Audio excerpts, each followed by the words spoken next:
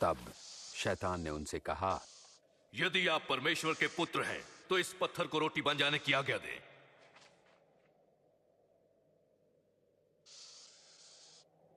ये लिखा है, मनुष्य केवल रोटी ही से नहीं पर परमेश्वर के हर वचन से जीवित रहेगा।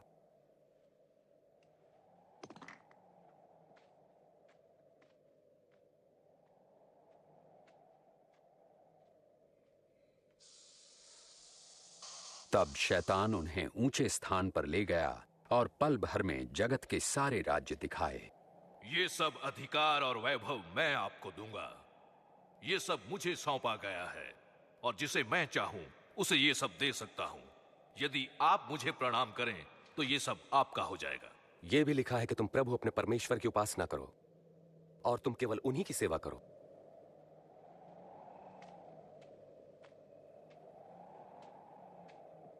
फिर शैतान उन्हें यरूशलेम आराधनालय के गुंबद पर ले गया। यदि आप परमेश्वर के पुत्र हैं तो अपने आप को यहां से गिरा दें, क्योंकि पवित्र शास्त्र में लिखा है कि परमेश्वर अपने स्वर्गदूतों को आज्ञा देंगे कि वे आपकी रक्षा करें। वे आपको हाथों हाथ उठा लेंगे ताकि आपके पांव को पत्थर से ठेस तक न लगे। धर्मशास्त्र कहता है, तुम प्रभु अपने परमेश्वर की परीक्षा न करो।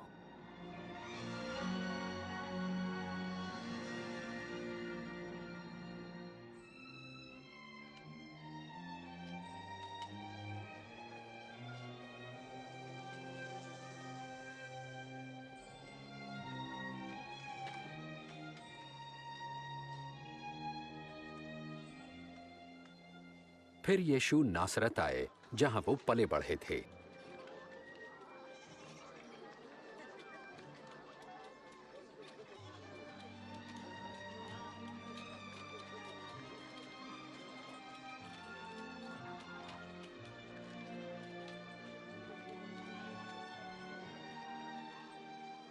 कैसी हो? अच्छी हूँ।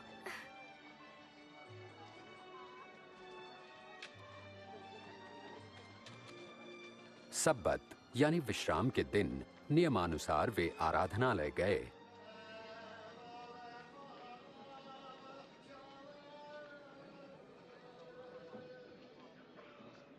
और उन्हें यशायाह भविष्यवक्ता की पुस्तक से एक भाग पढ़ने को कहा गया।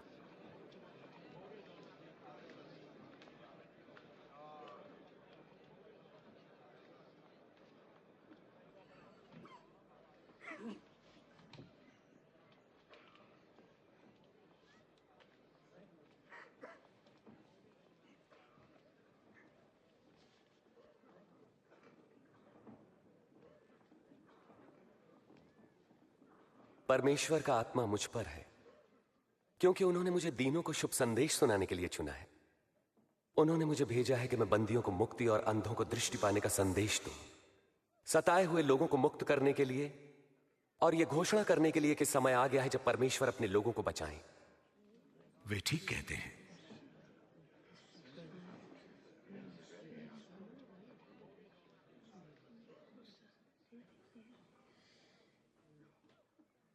आज धर्मशास्त्र का यह लेख पूरा हुआ जैसा तुमने अभी सुना। क्या परमेश्वर का वचन सच्चा ठहरा? ये प्रतिज्ञा तो केवल मसीह ही पूरा कर सकते हैं। हम कैसे जानेंगे? निसंदेह तुम मुझसे यह कहावत कहोगे, वैद्य जी स्वयं को चंगा करो। तुम मुझसे यह भी कहोगे, अपने शहर में भी वही करो जैसा हमने सुना आपने कफरनहूम में किया। मैं तुमसे कहता हूं कि कोई भी भविष्यवक्ता अपने शहर में सम्मान नहीं पाता। इस प्रकार यीशु ने अपना परिचय परमेश्वर द्वारा अभिषिक्त संसार के उद्धारकर्ता के रूप में दिया, परंतु यहूदियों ने उन्हें मसीहा स्वीकार नहीं किया। उन्हें लोगों ने पहाड़ी से गिराना चाहा, परंतु वो भीड़ से निकलकर अपनी राह चले गए।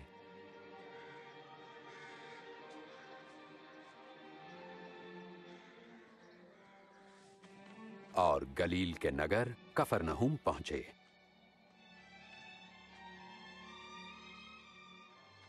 उस समय देश रोमी साम्राज्य के अधीन था और लोग उनके अत्याचार से छुटकारा पाने के लिए मसीहा की प्रतीक्षा में थे।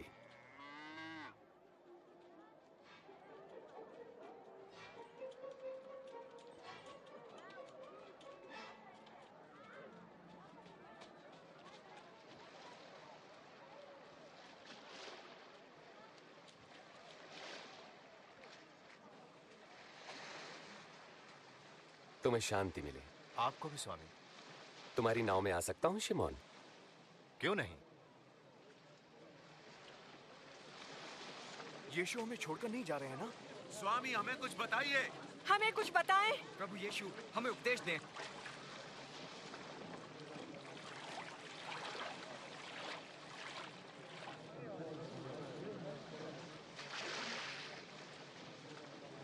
एक बार दो व्यक्ति प्रार्थना करने मंदिर गए। एक धार्मिक गुरु और दूसरा चुंगी लेने वाला था। धार्मिक गुरु अलग खड़ा होकर यूं प्रार्थना करने लगा, परमेश्वर मैं आपका धन्यवाद करता हूं कि मैं दूसरों की तरह लालची, बेईमान और व्यभिचारी नहीं। मैं आपका धन्यवाद करता हूं कि मैं इस चुंगी लेने वाले जैसा नहीं। सप्ताह में 2 बार उपवास रखता हूं, आमदनी का 10वांश आपको देता हूं। परंतु चुंगी लेने वाले ने दूर ही खड़े होकर स्वर्ग की ओर आंखें उठाए बिना अपनी छाती पीट पीट कर यह कहा, हे परमेश्वर मुझ पापी पर दया कर। मैं तुमसे कहता हूं, धार्मिक गुरु नहीं परंतु यही चुंगी लेने वाला परमेश्वर की दृष्टि में धर्मी ठहरा और अपने घर गया। जो अपने आप को बड़ा मानेगा वो छोटा किया जाएगा, परंतु जो अपने आप को छोटा मानेगा वो बड़ा किया जाएगा। अपनी नाव को वहां गहरे पानी में ले चलो और अपने साथियों के साथ मछलियों के लिए जाल डालो। ओ स्वामी, हमने सारी रात कड़ा परिश्रम किया परंतु कुछ न पकड़ा। यदि आप कहते हैं तो मैं जाल डाले देता हूं। याकूब, यूहन्ना,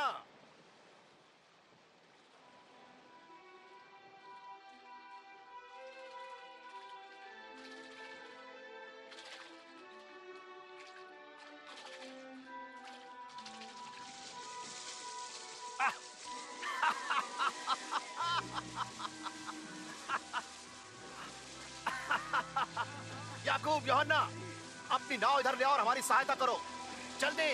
हम नहीं आ सकते, बहुत काम है।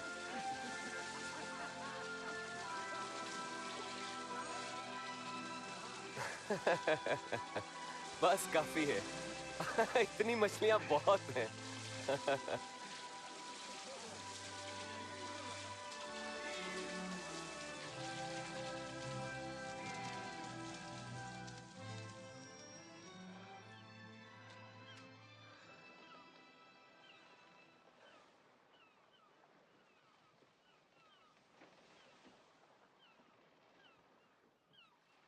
प्रभु, मेरे पास से चले जाइए।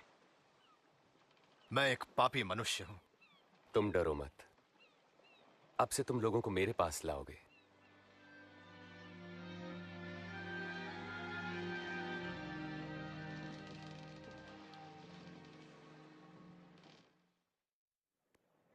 मेरे पास आओ और मेरे वचन सुनो, मेरी मानो और तुम जीवन पाओगे। प्रभु को खोजो जब तक वो मिल सके, उन्हें पुकारो जबकि वो पास है। दुष्ट अपनी दुष्टता और अधर्मी अपने बुरे विचार छोड़कर परमेश्वर के पास आए और वे उन पर दया करेंगे और उन्हें पूर्ण क्षमादान देंगे।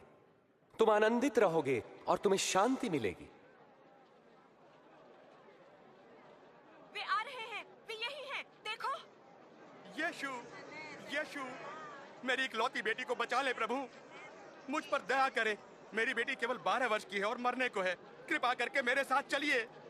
यार, मुझे बड़ा दुख है। यीशु, तुम्हारी बेटी नहीं रही, इसलिए गुरु को कष्ट ना दे। डरो नहीं, विश्वास रखो, वो ठीक हो जाएगी।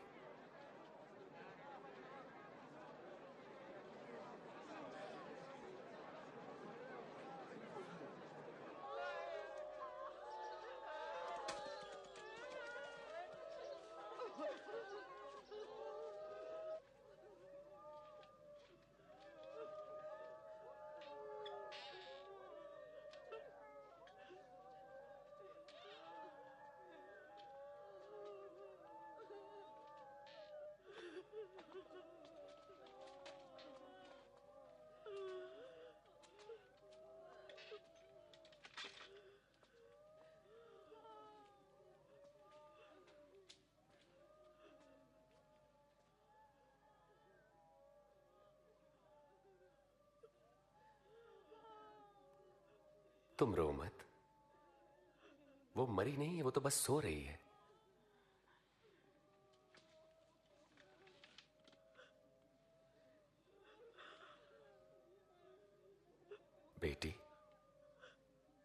उठो।